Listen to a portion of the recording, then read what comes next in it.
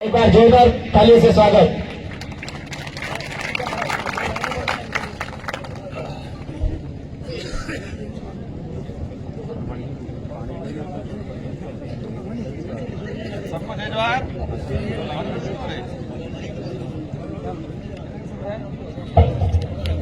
सब में जय जवाहर।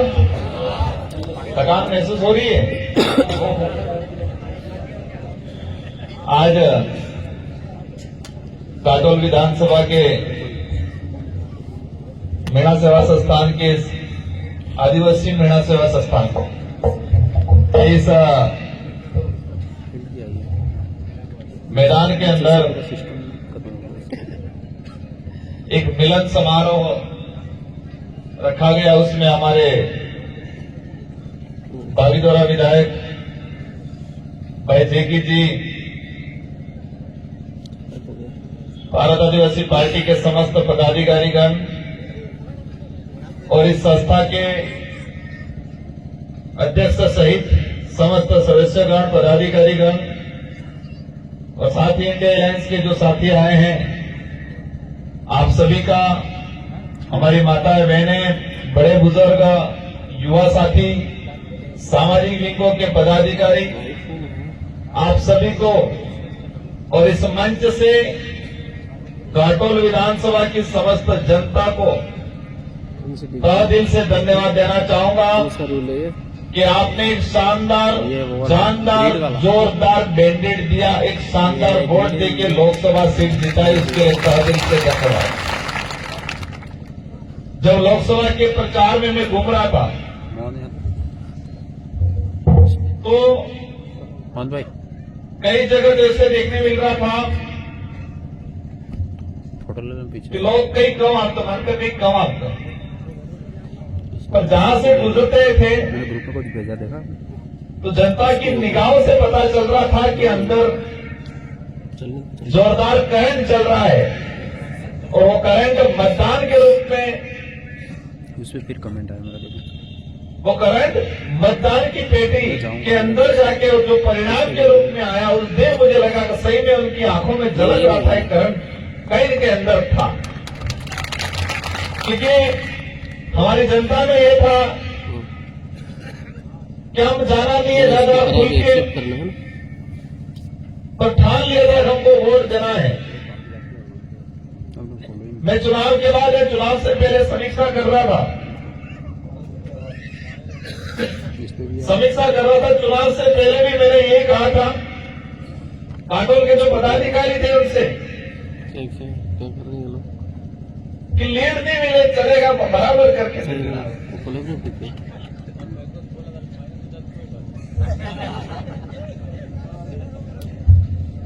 मैंने कहा लीड नहीं मिले तो चलेगा, लेकिन बराबर जरूर करके दे देना। लेकिन जैसे जैसे चुनाव नजदीक आए, तो चुनाव के दौरान आपने अपने विवेक का, अपने दिमाग का, अपने दिल का सुना।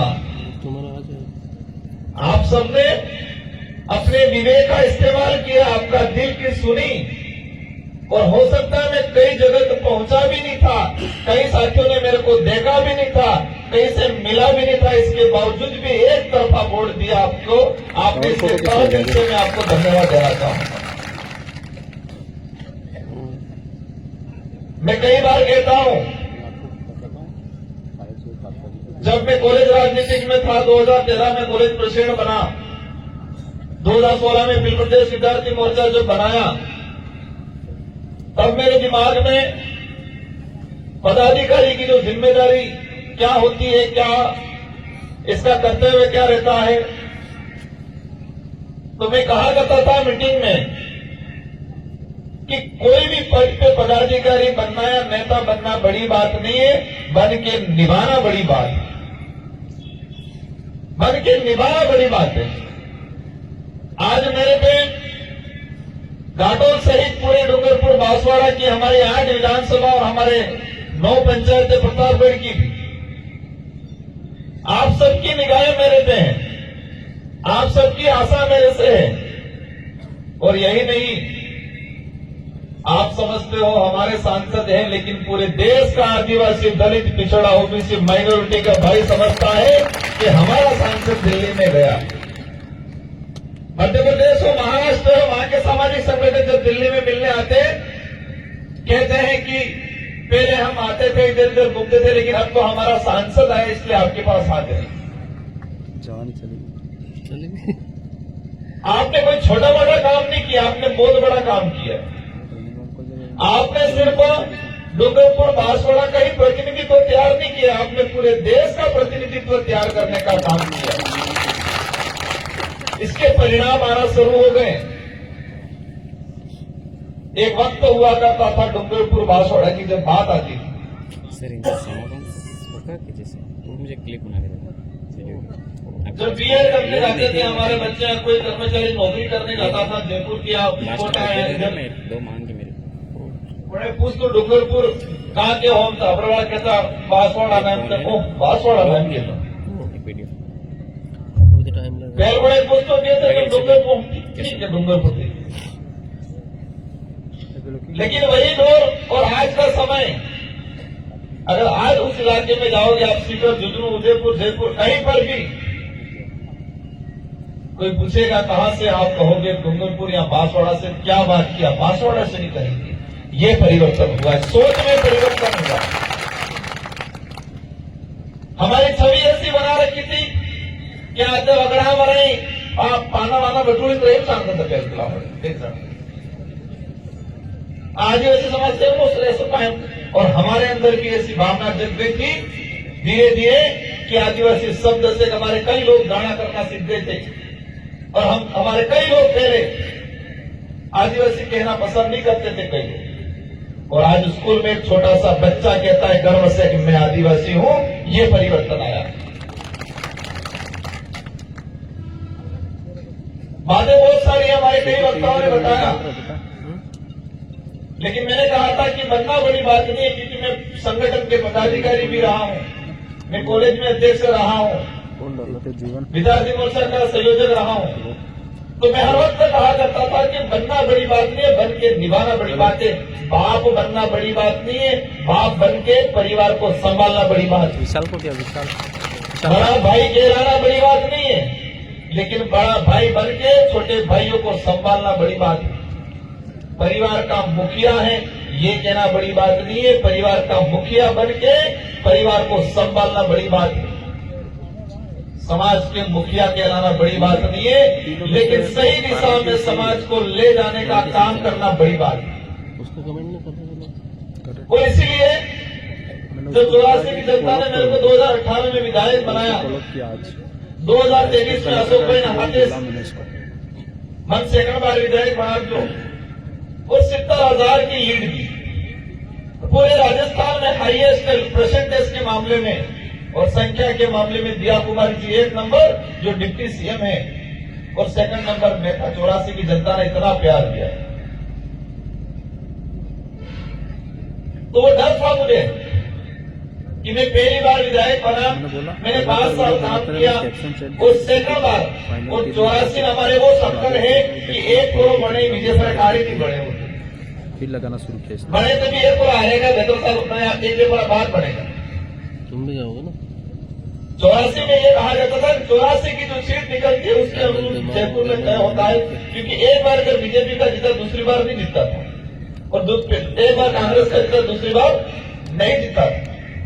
लेकिन 84 की जनता ने मुझे सेकंड बार 70,000 की लीड से जिताया, तो मेरे पे वो जिम्मेदारी थी कि मुझे उनको संभालना 5 साल। जब सिलेक्शन ने वार्ता किया बांसवाड़ा वाला, काटोड़ वाला भी, अपने कोबड़ा वाला सब, भाई खबर पड़ी कि हम नजर थे कि कहीं कबड़ कहीं जवाना है। ये बात करने आए तो मैंने उनको थोड़ा डांट दिया था कि मन नहीं करेंगे इस तरीके। अशोक भाई भी बैठे, भाई खबर पड़ी कि सिलेक्शन करता था, मैंने कहा कहीं कहीं गड़बड़ करे जवान है, क्योंकि मैं वो बात हमेशा बोला करता था कि बनना बड़ी बात नहीं, बन के निभाना बड़ी बात। लेकिन आप सबका प्रेम था, आप सबका विश्वास था, आपको लगता था राजकुमार को चुनेंगे हम, पदाधिकारियों को लगा राजकुमार निभाएगा।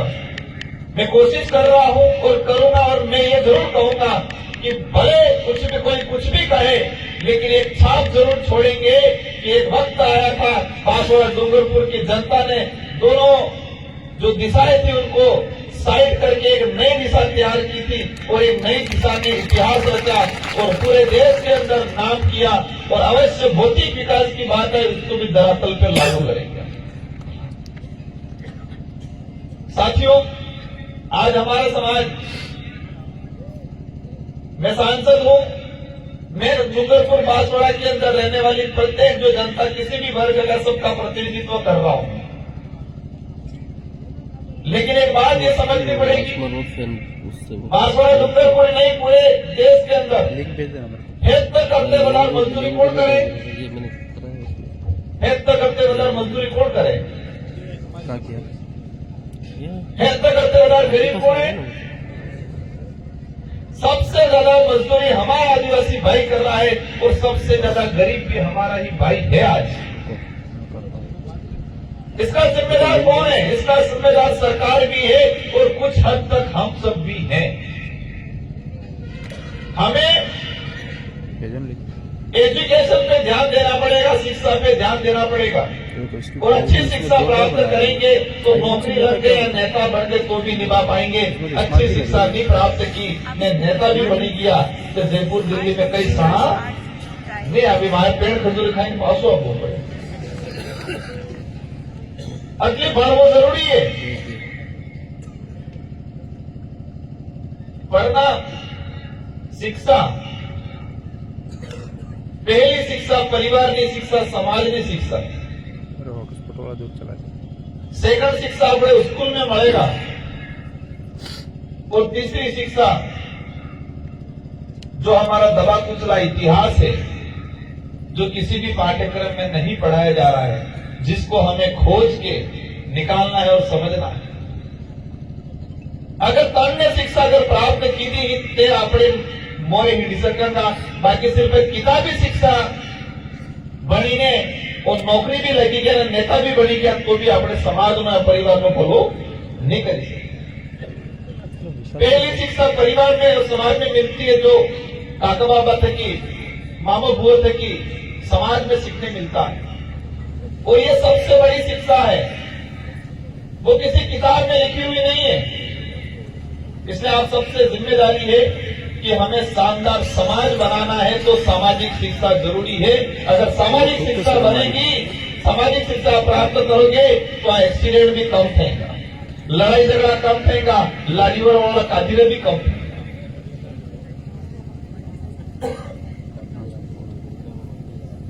मैं आप कई जने कह रहे थे कि साहब आप आई नहीं लो, आपकी भावना सही है, लेकिन मेरी भी थोड़ी पीड़ा है कि मैं कितना करूं।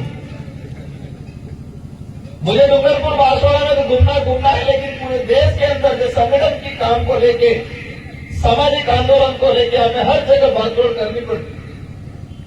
आज स्थिति थी, वो आविद कहते तो मैंने कहा बराबर देखा तो किसी की खतरनाक तबीयत खराब था कि 4 टेबलेट में कब से भी आप लीजिए। आप निश्चित रहना, हमें कितनी भी तकलीफ पड़ेगी, इस क्षेत्र की जनता के लिए, समाज के लिए काम करेंगे हम। आरक्षण की बात आए, एक भाई ने कहा बांसवाड़ा के अंदर समाज को 2 भागों में बांटा जा रहा है। समाज 2 भागों में इसलिए बंट रहा है, जानकारी का अभाव। समाज को 2 भागों में इसलिए बांटा जा रहा है राजनीतिक स्वार्थ के लिए। जो आरक्षण के विरोध में काम कर रहे थे, जिन्होंने आरक्षण बेचने का काम किया, वो लोग आज आरक्षण की बात कर रहे हैं। करो, आप कोई दिक्कत नहीं करनी चाहिए, हम भी आपका साथ देंगे, लेकिन सरकार आपकी है, आपकी सरकार है, यूं करके हमारे आदिवासी अधिकारियों को हटा रहे हो, तो आरक्षण क्यों नहीं दिला रहे हो भाई? आज बांसवाड़ा के अंदर, नरेगा के अंदर एक कलेक्टर ने आज लिखा है, इन्हें ऑनलाइन नहीं खाती है, हमारे नरेगा में आदमी जाए बात इन्हें ऑनलाइन बातें भी हाकिम पोली फिर जूरी पड़ी आ रही नहीं आ रही समस्या हमारी बहन बेटियों के। और हमारे समाज का रीति रिवाज जेठ है मेट है, जेठ है मेट है, तो वो कैसे आखिर बोलेंगे? आप लाज करेंगे? अब जेठ है भाई साहब, જેટે વસ્તે આપણે કે જેઠ है मेट बनेलो है कि किन्नो की फोटो के पास है भाई। इस समाज को तोड़ने का काम किया इन लोगों ने, सामाजिक व्यवस्था खत्म करने का काम कर रहे हैं। पहले ऑनलाइन सामूहिक फोटो, फिर कह रहे नहीं आंखों की फोटो कैसे पड़े, आंखें बोल करी करी पापड़ी बाजी जरूर पड़े। नरेगा के अंदर सेंक्शन नहीं ले रहे हैं ये लोग। रोजगार गारंटी कानून को खत्म करने की नीति है ये, ताकि लोग मजबूर हो जाए, धीरे धीरे छोड़ दे। शिक्षा की बात करें, स्कूलों में पद खाली है वो तो समझ में आ रहा है, लेकिन कई जगह स्कूलों में पद सृजित भी नहीं किए। स्कूल क्रमोन्नत हुई है लेकिन पद सृजित नहीं किए। हमारे चारों विधायक जी इस बार सदन के अंदर इन सारों मुद्दों को लेके आदिवासी लाइफ मैटर जोरदार तरीके से परफॉर्मेंस करेंगे। मैं उनको पूरी मदद करूंगा। बेगलोक की बात निकली थी, बेगलोक 2 साल के अंदर उन्होंने बाध्यता तय कर दी, 40%, 33% नंबर आएंगे तो। अब उस बाध्यता के चक्कर में हमारे 2 साल के अंदर जो पिछले 2 साल में जो भर्ती आई थी, कई भर्तियों में आज पद खाली है और कह रहे बेगलोक से किसी और को बढ़ा जाए। इसलिए मुद्दे बहुत सारे हैं। यहाँ पर डिमांड आई है लाइब्रेरी सामुदायिक भवन की, और आप कहते हैं नहीं कहते, मैंने सोच रखा है पहले से, लेकिन आपका फर्ज बनता था, आपने मुझे डिमांड रखी है। मैं अवश्य, सबकी निगाह ये होगी घोषणा, लेकिन मैं जब शुरुआत में 18 में विधायक बनाया, उस विधायक बनने के बाद से मैंने तय किया था कि मैं कहीं घोषणा नहीं करूंगा, मैं काम करूंगा। क्योंकि घोषणा से ये था कि हर कार्यक्रम में हर नेता दवा के घोषणा करते हैं, लेकिन कई बार काम नहीं भी हो पाता है। इसलिए मैं अवश्य इस मंच के माध्यम से आपको आश्वस्त करता हूं, मुझे यहाँ के राजस्व जो पटवारी या जो भी हो, उससे रिकॉर्ड सही जमीन का पट्टा थोड़ा एरिया बता देना। मैं आपको काटोला नहीं, गनौरा भी, पीपलपुर भी, और जितना इन 5 साल के अंदर हो सके प्रत्येक ब्लॉक मुख्यालय पे एक शानदार लाइब्रेरी या सामुदायिक भवन बना के देंगे। और घाटोल के अंदर जो डिमांड है अपन इसी परिसर में आप लोग मुझे बता देना, मैं अवश्य बना के मेरे एमपी कोटे से बना के दूंगा। और हमारी पहली प्रायोरिटी यही रहेगी शिक्षा। मेरे 5 साल के अंदर मैं कोशिश करूंगा मेरा 70 से 80% पैसा शिक्षा के क्षेत्र में लगे मेरा एमपी कोटे का, ये मेरी प्रायोरिटी रहेगी। क्योंकि शिक्षा को कहते हैं, वो शायरी है कि शिक्षा वहां से अर्धी का दूध है, जो पिएगा वो दहाड़ेगा। इसलिए शिक्षा के क्षेत्र में हमें काम करना है। कड़ाना विस्थापित को लेके बात आई थी, सर ने बताया था, अवश्य कड़ाना विस्थापित को लेके जब मैं विधायक था उस दौरान मैंने प्रयास किया है। अभी भी मेरे पास फाइल पड़ी हुई है, मैं केंद्र सरकार से भी ये चीजें करवाऊंगा, और विधायक जी को भी एक एक फाइल आप थोड़ी, चारों विधायक जी को एक एक ज्ञापन आप दे देना। हम लोग प्रयास करेंगे उनको, जो क्योंकि आज भी हमारे कई लोग विस्थापित हुए थे, आज भी ठिकाना नहीं है इन लोगों का, दर दर की ठोकरें खा रहे हैं।